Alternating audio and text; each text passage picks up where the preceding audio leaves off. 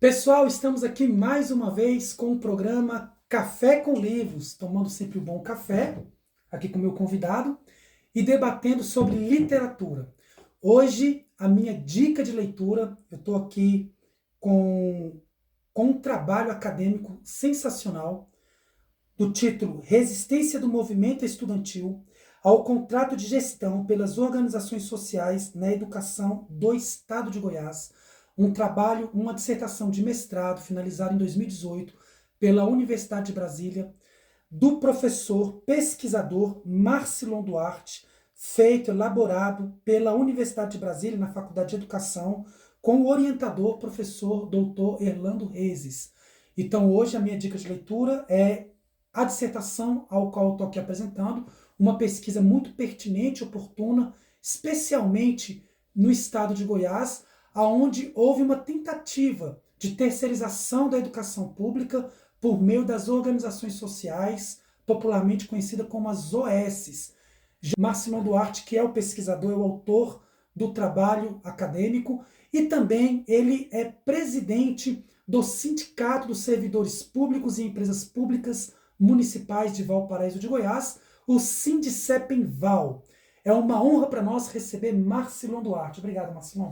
Obrigado, Wesley, pelo convite, para a gente estar falando um pouquinho sobre essa obra e muito além dessa obra, que é importante que ela somente retrata, Wesley, aquilo que a comunidade acadêmica, que os alunos, que os estudantes no estado de Goiás vivenciaram naquele período ali de 2018, foi a tentativa de terceirização da educação. Que a grande, se a gente pegar assim, Wesley, já para a gente iniciar o debate, já é a primeira pergunta, a discussão da escola pública. Essa é a discussão, escola pública, a defesa da escola pública. Então, pano de fundo de toda a discussão dessa pesquisa, eu inclusive sou muito grato ao professor Orlando Rezes, que foi o professor que foi meu orientador, de ter me chamado para construir, para junto com ele escrever um pouquinho a experiência dos estudantes que mobilizaram o estado de Goiás, ocuparam as escolas contra as OSs, que muito bem você explicou, OSs eram terceirizações da educação no estado de Goiás. É isso aí.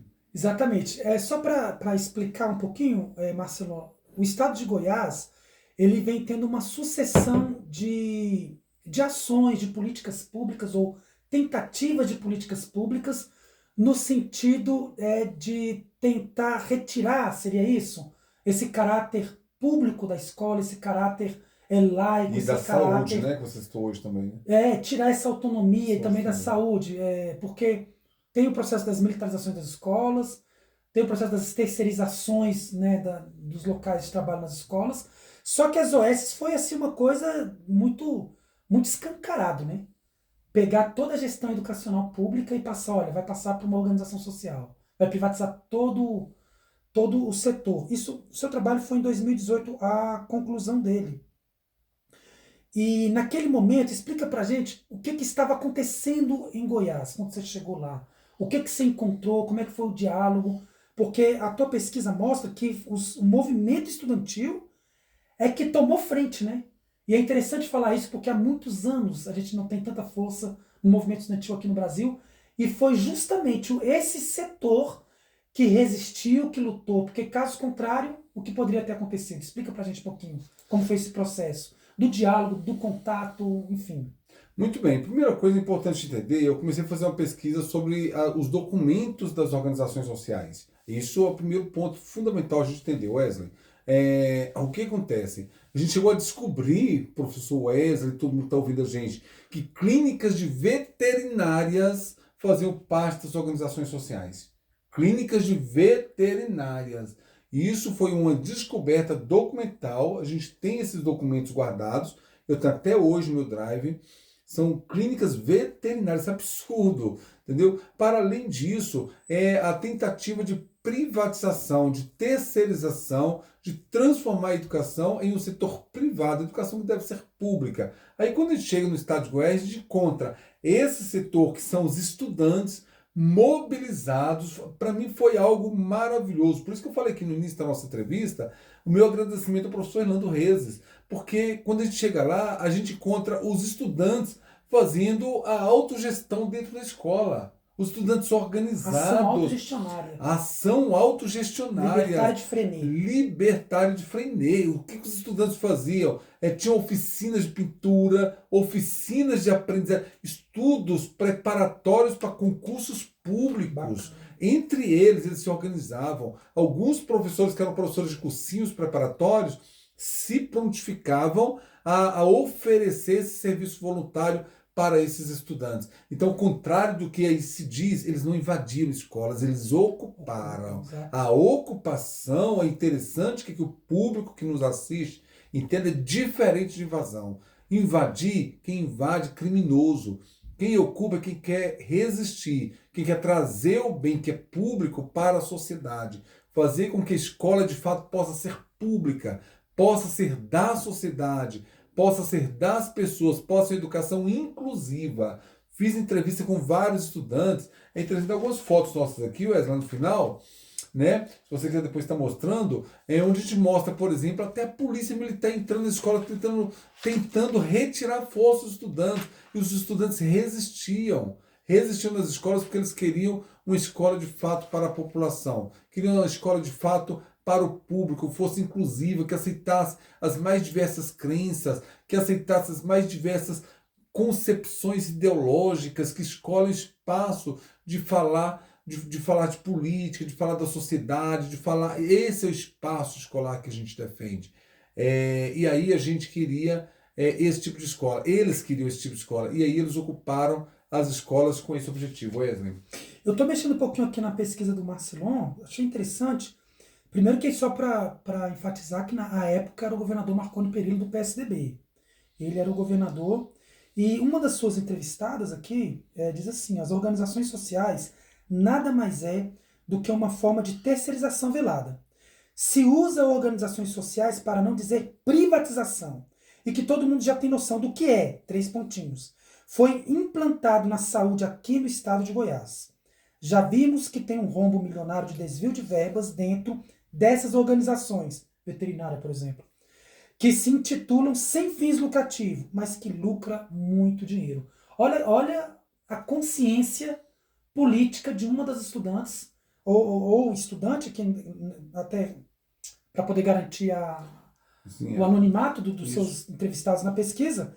Olha o nível, né? E são estudantes secundaristas, né, Marcelo? São estudantes secundaristas. Que fizeram essa resistência, mantiveram a luta e traziam aqui já essa conscientização desse processo danoso à educação, que é a privatização, as privatizações, as terceirizações, as organizações sociais, escolas sem partido, militarizar escolas. É uma sequência de ações que foi no período do governador Marconi Perillo, em 2018 especificamente. Marcelo, e não é muito diferente esse processo, porque até ela fala aqui, ó, resistência às ocupações, militarizações das escolas, enfim, lutas sociais. Esse processo ele não é muito diferente em todo o estado de Goiás, né? Eu acho que as prefeituras também parece que seguem a mesma cartilha de não valorização da educação e da escola pública. E Valparaíso? O que está acontecendo? Como é que você, enquanto pesquisador, não apenas enquanto... Não tem como separar o presidente do sindicato e o pesquisador, isso não existe, até porque é político, é junto. Né? Mas assim, a tua visão enquanto pesquisador, também enquanto presidente de uma categoria, que é a categoria de todos os servidores e todas as servidoras públicas aqui de Valparaíso, como é que tem sido tratado a educação e esses servidores? Piso nacional do magistério tem sido pago? Tem respeito aqui quando tem aquela verba extra do Fundeb ao final do ano para ser dividida dos servidores ou não?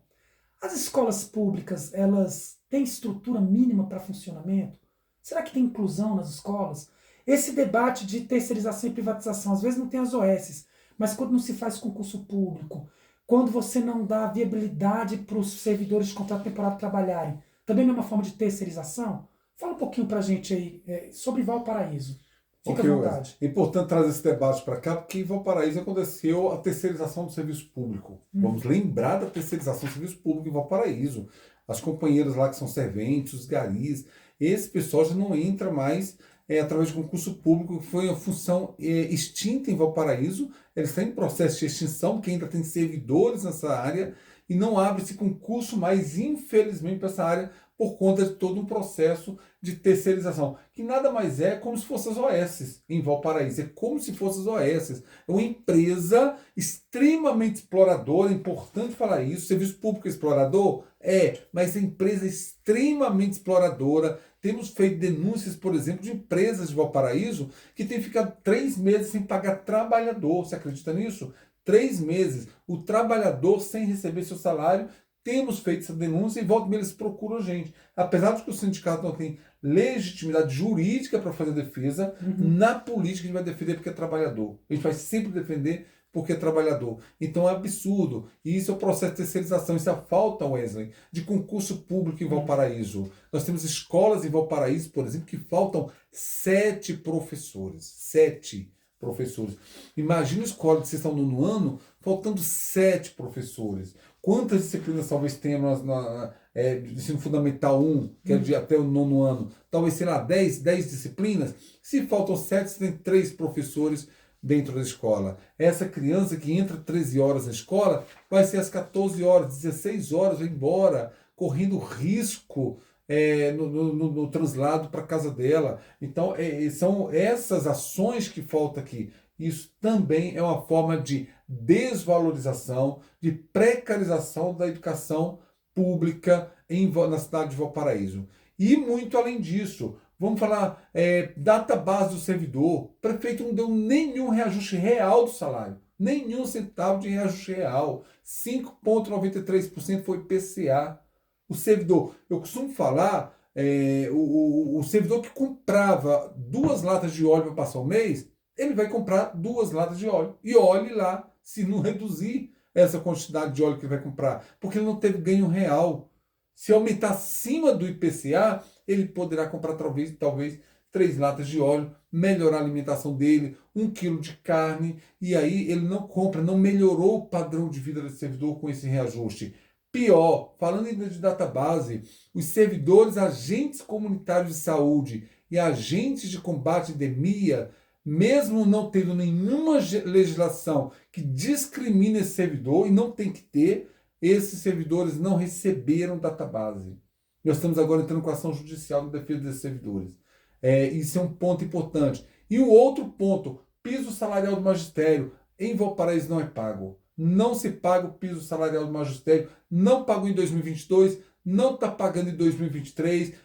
O prefeito está na ilegalidade com a educação pública, está no desrespeito com os demais servidores, está na ilegalidade com relação aos ACS e ACE, que são os agentes comunitários de saúde, e agente de combate à endemia, e não abre concurso público em Valparaíso. Então, em Valparaíso hoje, segue a mesma linha do Marconi Perillo, lá em 2018, da precarização da educação, da precarização do serviço público aqui nessa cidade. Tá aqui é um momento de uma ocupação, né, Marcelão, dos estudantes? Isso, eu tive nessa ocupação aí desses estudantes. Esse aqui é um espaço fantástico, os estudantes se organizavam, onde eles se organizavam a forma deles ficarem, né, e também faziam as oficinas nesse mesmo local. E é interessante, muitas vezes os estudantes estavam aqui e de repente eles eram chamados. Por que eles eram chamados? Porque em algum outro lugar, isso que eu quero mostrar para quem estiver ouvindo a gente, a polícia estava entrando de forma truculenta, né? Não sei se é possível ver aqui, está entrando de forma truculenta em outro local para tirar os estudantes.